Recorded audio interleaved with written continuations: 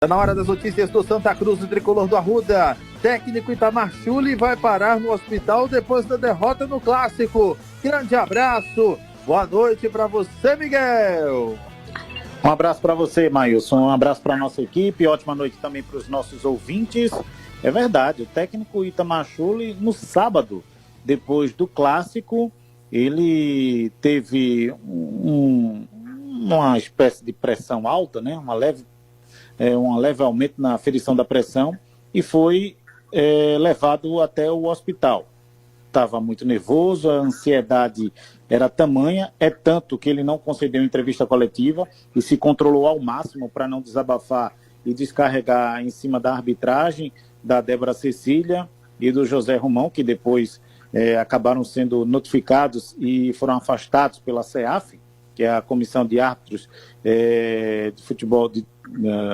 de futebol aqui do estado de Pernambuco.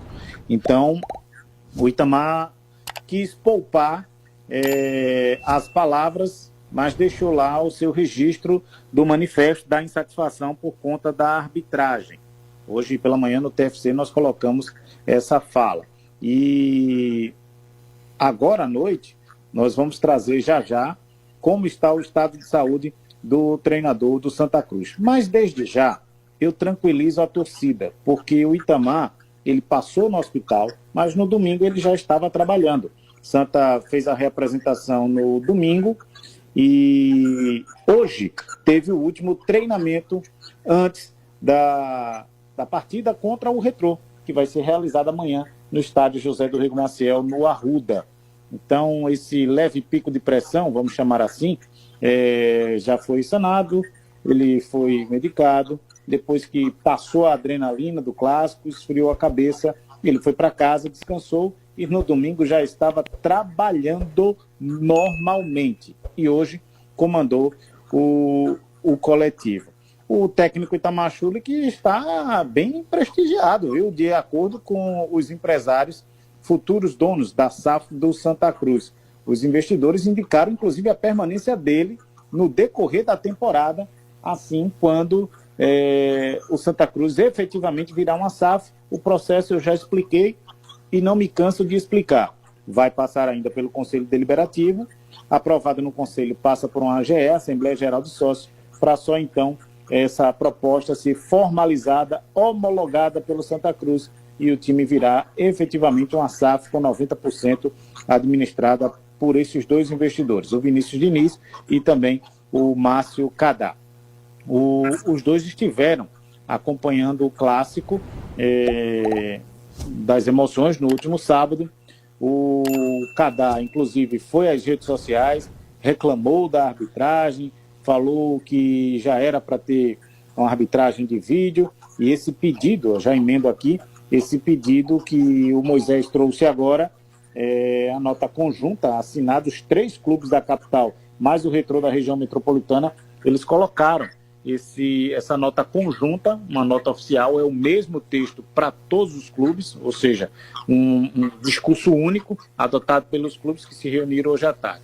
E aí eu trago um detalhe que é o seguinte: o Santa já tinha feito esse pedido para colocação individualmente de arbitragem de vídeo nos jogos do Santa, alegando inclusive um nível sofrível na época do pedido. Só que esse pedido foi negado pela federação. E tem outro detalhe, Maílson e amigos da Transamérica. O Santa tinha feito esse pedido e toda vez que algum clube recorre à federação solicitando arbitragem de vídeo ou arbitragem de fora, a federação tem uma resposta única de dizer: se você solicita, você tem que arcar com os custos. Ou seja, transferir para os clubes o custo de trazer toda a aparelhagem e a contratação de uma empresa para a arbitragem de vídeo. No ano passado, o Campeonato Pernambucano, na sua reta final, nos jogos das semifinais, contou com a participação do VAR, inclusive com 2 empresas contratadas. Uma delas, uma empresa inglesa, que forneceu equipamentos para a Copa do Mundo. e a federação arcou com esses custos. Desta vez, sempre que é solicitado, o repasse ficaria a cargo dos clubes e não da própria federação. E aí, meus amigos, por coincidência, e foi coincidência mesmo, eu estava analisando os borderôs, porque na semana passada eu cheguei a dizer que a federação não estava colocando os borderôs dos jogos disponibilizados no seu site oficial da Federação Pernambucana de Futebol, o que já era para ter acontecido, e o jogo Santa Cruz e Afogados, Santa 2, Afogados 0, na semana passada, na quinta-feira passada, para ser mais preciso, retrasada, melhor dizendo, para ser mais preciso, este jogo, o borderô dele foi divulgado. E aí eu tenho umas curiosidades aqui em relação a esse borderô. O público total foi o recorde do Arruda, inclusive, 26.284, uma renda de R$ 789.630, e deste valor, as despesas totais foram de R$ 306.626 e uma renda líquida de R$ 483.003,14. E aí vem as curiosidades.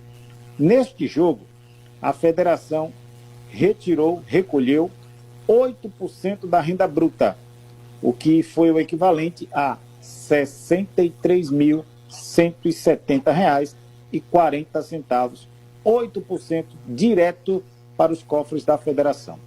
Aí tem uma parte que cabe ao Santa.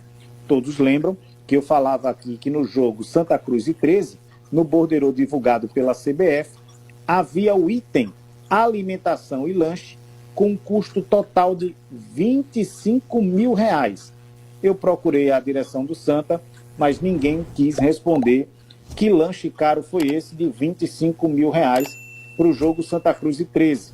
Lanche que estamos supondo que tenha sido comprado para ser distribuído entre os funcionários, o staff e as pessoas envolvidas na partida. Pois bem, no jogo contra o Afogados, onde o público foi bem maior e a renda um pouco menor, este mesmo item, alimentação e lanche, ele aparece, custando R$ 3.243,73. Ou seja, de 25 mil, caiu para R$ 3.243. Vamos supor que houve uma troca de fornecedor, tá certo? Funcionários, R$ 7.110. Outro item que chama a atenção em comparação ao jogo contra o 13, na seletiva da Copa do Nordeste. O item, locução, som, foto e imagem. No jogo contra o Afogados, custou R$ 1.830.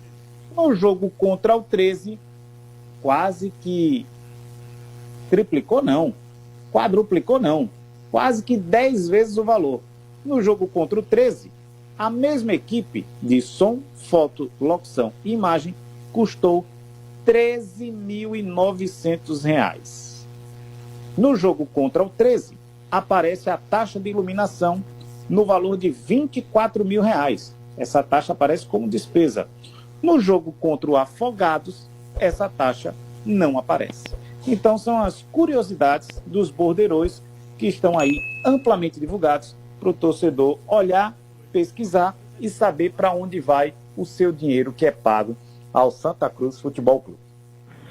Pois é. Agora, para eu emendar com o Zé do Carmo, falando inclusive sobre essa questão de arbitragem de fora e clubes que estão propondo isso, VAR, fala um pouquinho sobre essa situação, Miguel, que a Débora Cecília, ela foi suspensa e dirigentes ainda estão na bronca com ela.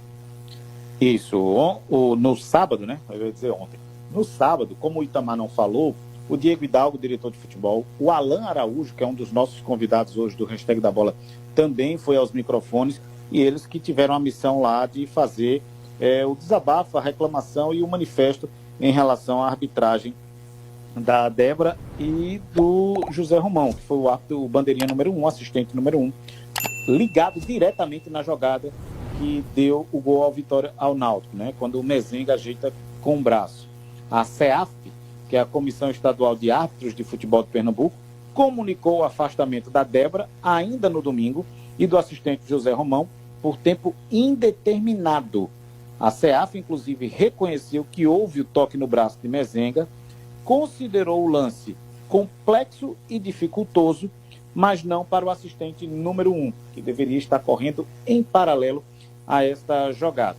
E aí eles foram afastados para estudo e recondicionamento técnico. Ainda assim, a diretoria ficou na bronca, tanto que hoje houve a reunião com os 4 representantes de Santa, Náutico, Sport e Retrô, e eles emitiram essa nota conjunta, essa nota oficial, solicitando à federação a arbitragem de fora e também a presença da arbitragem de vídeo, o VAR, nas partidas do Campeonato Pernambucano. Pois é, sobre esse tema, Zé do Carmo, arbitragem, VAR, arbitragem de fora, todo esse relato que o Miguel fez agora há pouco sobre custos, inclusive. Qual a tua opinião, Zé? Olha, primeiro que eu não gosto quando você desfavorece a arbitragem local, entendeu? Não gosto disso.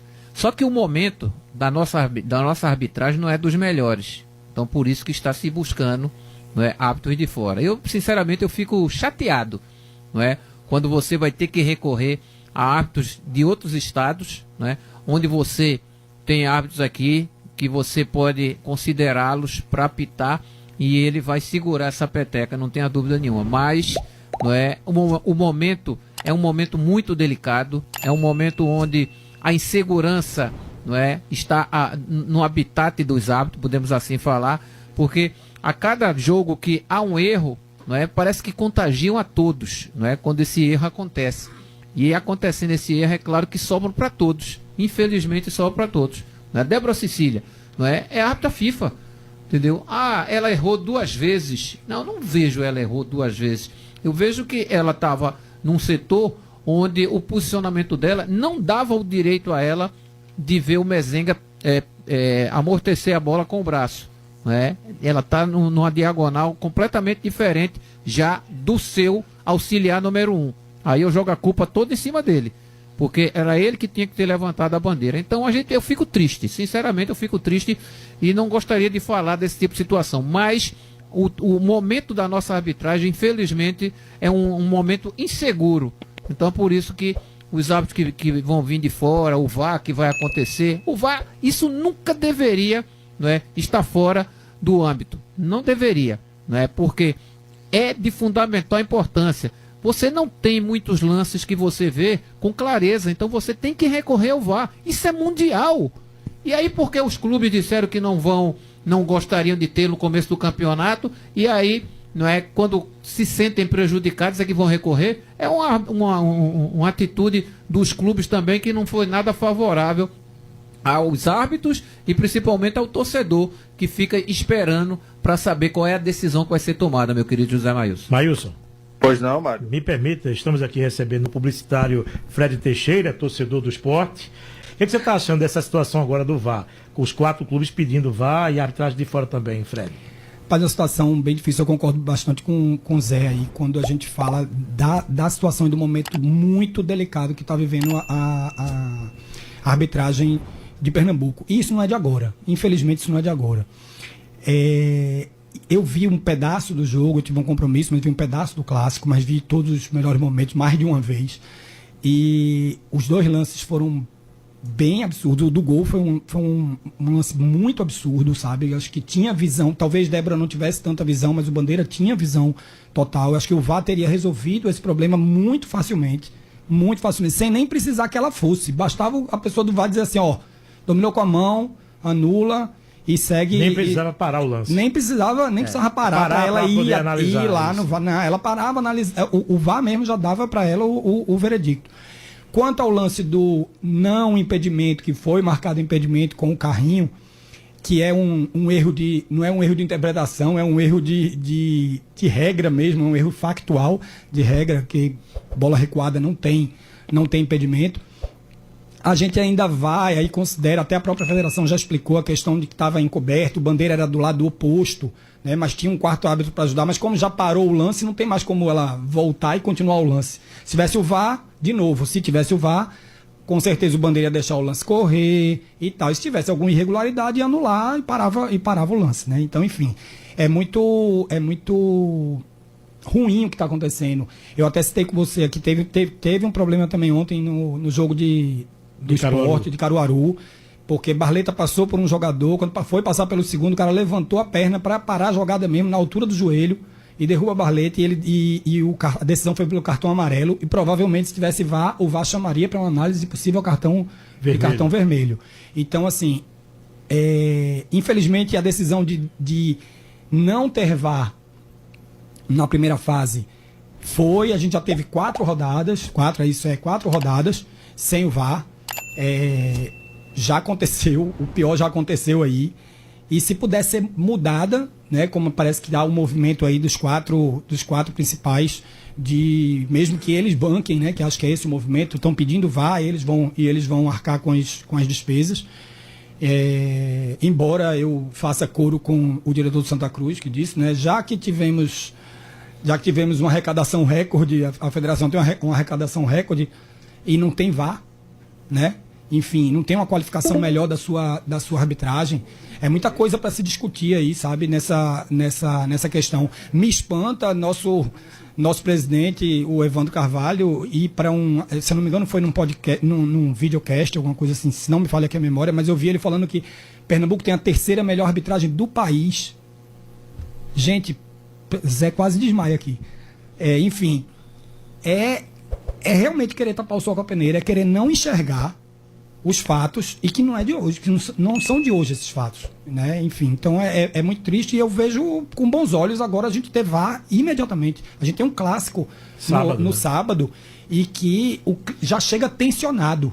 O clássico já chega tensionado, a federação já chega tensionada, a comissão de arbitragem chega tensionada, as 2 torcidas chegam tensionadas, entendeu? A gente já teve outros lances nesse campeonato, a gente teve uma bola que não entrou no decisão. O Santa Cruz também se sentiu prejudicado no jogo com decisão aí na primeira rodada. Na primeira rodada. Enfim, que não estava impedido. Então, ou seja, um erro atrás do outro. Se for analisar direitinho, todas as rodadas teve algum erro assim, pesado, claro. E óbvio, precisa corrigir, né? Enfim. A torcida é por dias melhores. Essa é a nossa torcida. A nossa torcida é essa por dias melhores. E que seja um clássico de paz aí também no sábado. Com certeza. Um abraço para você mais uma vez. Parabéns aí, viu? Comemora o seu dia. Muito obrigado. Um abraço. Muito bem, Maílson, é você. Valeu, Mário Júnior. Grande abraço para o nosso amigo aí que participou junto com a gente.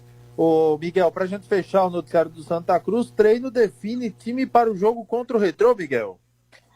O treino não teve a presença dos jornalistas, Maílson. Então, o técnico Itamar Schulli, ele gostou da formação com 3 volantes, inclusive com a presença do Israel no jogo, no clássico, né, contra o Clube Náutico Capibaribe. Então, essa é a minha dúvida, se ele retorna ao esquema anterior, com 2 volantes apenas, o Lucas Siqueira e o Balotelli, ou se realmente ele coloca o Israel ali, meio que apoiando a lateral direita, como aconteceu. E o Israel foi um jogador bem agudo, né? Foi um 3º volante, mas que dobrou ali a lateral. Quando precisava, ele também atacava. Ele chegou a chutar algumas bolas em gol. Voltava para marcar e numa velocidade muito grande para recompor a marcação do Santa. Então fica essa incógnita se realmente o esquema, a tática vai ser repetida no jogo de amanhã contra a equipe do Retrô, ou se ele volta à formação normal que ele vinha fazendo nas últimas 3 rodadas e que vem garantindo aí 2 vitórias consecutivas. Não é porque perdeu o clássico no sábado que está tudo por água abaixo.